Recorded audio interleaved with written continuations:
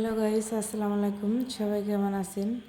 আজকে বন্ধুরা খুবই মজাদার, একদম সুস্বাদু, মুখে লেগে থাকার মতো রান্না করব।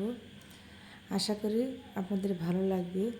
আজকে বন্ধুরা ছোটো মাছ দিয়ে লতিতে চচ্চড়ি করবে। এখানে আপনারা ভাইয়া সকালবেলা বাজার থেকে অনেক রকমের ছোটো মাছ এনেছে। এই মাছটা দিয়ে বন্ধুরা লতি দিয়ে রান্না করব। বন্ধুরা আমি সুন্দর করে মাছটা কেটে কেটে ধুয়ে নিয়েছি। এখন লতিটা সুন্দর করে ভালো করে কেটে কেটে পরিষ্কার করে নেব।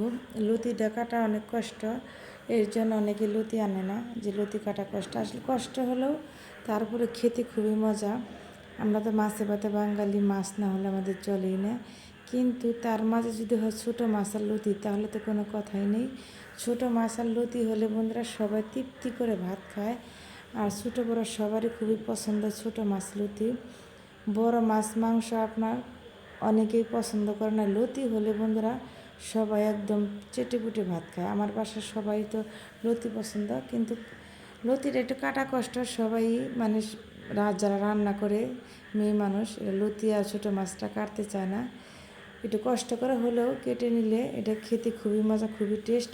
এই যে আমি রান্না করবো দেখে নিয়েছি, ছোটো মাছ লতি সুন্দর করে কেটে কেটে পরিষ্কার করে নিয়েছি। এখন আমি দিয়ে দেবো ধনিয়ার গুঁড়া, মরিচের গুঁড়া, হলুদ গুঁড়া দিয়ে পেঁয়াজ কুচি দিব, লবণ দিব, দিয়ে সুন্দর করে কাঁচামরিচ দিয়ে দিব, সুন্দর করে দিয়ে ভালো করে মাখিয়ে নেব বন্ধুরা। এখন দিয়ে দেবো বন্ধুরা তেলটা দিয়ে সুন্দর করে আবারও ভালো করে মাখিয়ে নেব। 50% 60% মানে এটা মাখানোর উপর টেস্ট হবে। যত মাখাবেন তত টেস্ট। আমি এভাবে মাখাবো জানি 90% রান্নার মতো এরকম হয়ে যাবে। দেখেন কত সুন্দর করে মাখাই নিতেছি, দেখে জিভে জল এসে গেছে বন্ধুরা।